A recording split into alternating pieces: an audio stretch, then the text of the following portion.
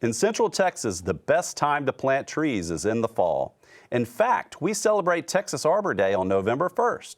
So today, Matt Kolodzie from Friendly Natives Nursery in Fredericksburg picks a few great options for sun or shade. How you doing, Matt? I'm doing great. Thanks, John Hart. You have brought a ton of great stuff here that we're going to talk about. But first, I want to back up a little bit. Best time to plant is in the fall. I've heard fall, winter. What's the deal? Basically, the plants in Central Texas will do better planted in the fall and winter because the roots have a chance to fill out and grow.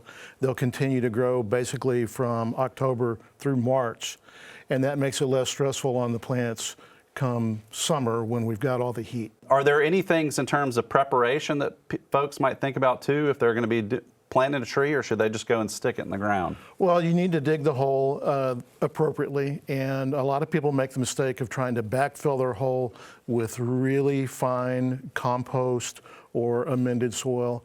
And really the best thing you need to do is backfill the hole with the soil that's already there so the roots can get used to that before they hit the edge of the hole. Dig your hole about twice as wide as the plant and definitely no deeper than the plant sits in its pot. I've also heard the term dig an ugly hole. That's right. The roots tend to hit the side of a hole and follow around in a circle. So if you make the edges rough, it gives those roots a chance to bump up against a bit of dirt and turn the corner and get back out into the native soil. Okay, and so I guess if you do a really pretty hole, so to speak, then it's not unlike putting it in a pot. So we really want those roots to sort of spread out, right? That's right. We call it the bathtub effect. Okay, it's bathtub. like water up against the edge of a bathtub. So we'll start off with the first one with a Lacey oak. Lacey oak is probably my favorite small tree, and we're going to be talking about mostly ornamental sized trees today. Lacey oak is a little bit larger than what we normally call an ornamental tree, but it really solves the problem for people with smaller urban yards. So you can use it in place of a live oak. And it'll fit on an urban lot much better than a live oak, which, you know, if you plant a live oak, it may be the width of two small garden homes. They have beautiful leaf color, more of a blue. In fact, it's sometimes called blue oak. And probably 30 to 40 feet tall and 30 feet wide. And then what about deer resistance? I would say the deers don't really browse the leaves, but they may rub on the bark.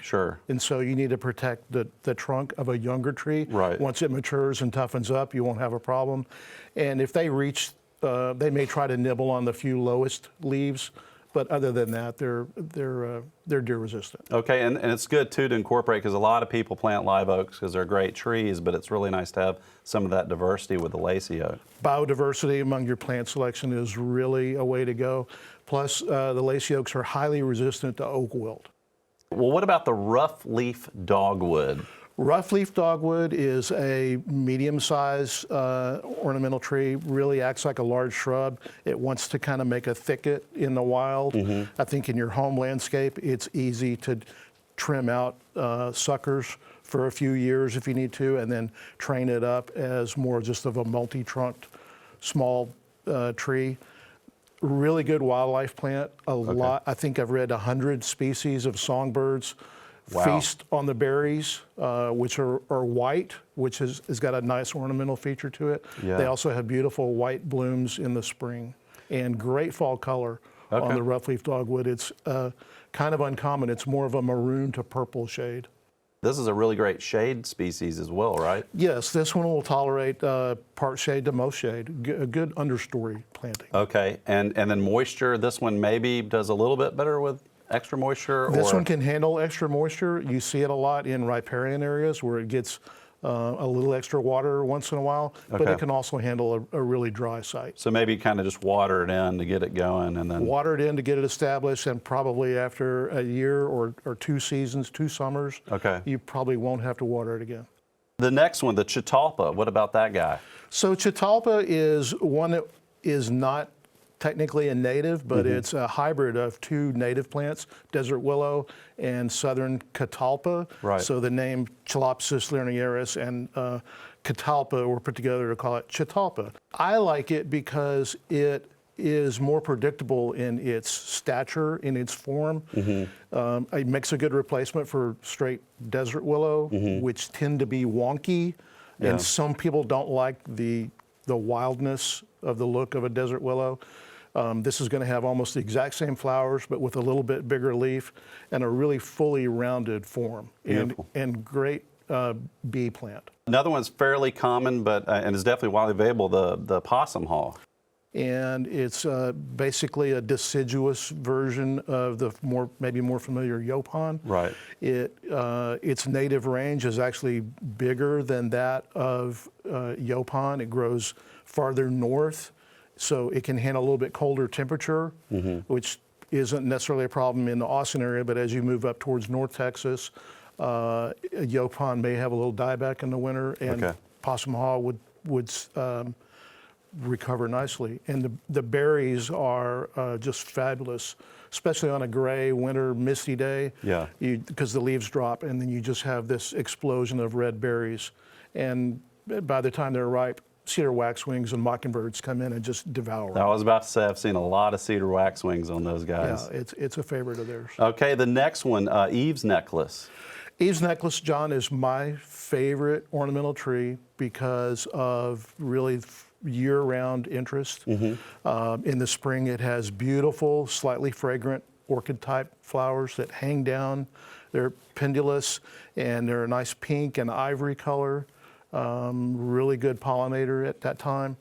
Then in the summer, it has a beautiful lustrous green canopy, followed in the fall and winter by strings of black seed pods that are segmented to look like a necklace. Beautiful. And then also good fall color, kind of a buttery yellow. One of my favorite, this next one we're talking about though, is Flameleaf sumac. Flameleaf sumac, I don't think you can beat that one for fall color. It's very reliable. Even our Shumard and Spanish oaks sometimes are give and take on their fall color. Every fall and winter we have glorious orange, red, flame colored on the Flameleaf sumac. It's just a bee magnet when that thing flowers. And then those turn into reddish fruits later in the year, and those are also devoured by birds. Right.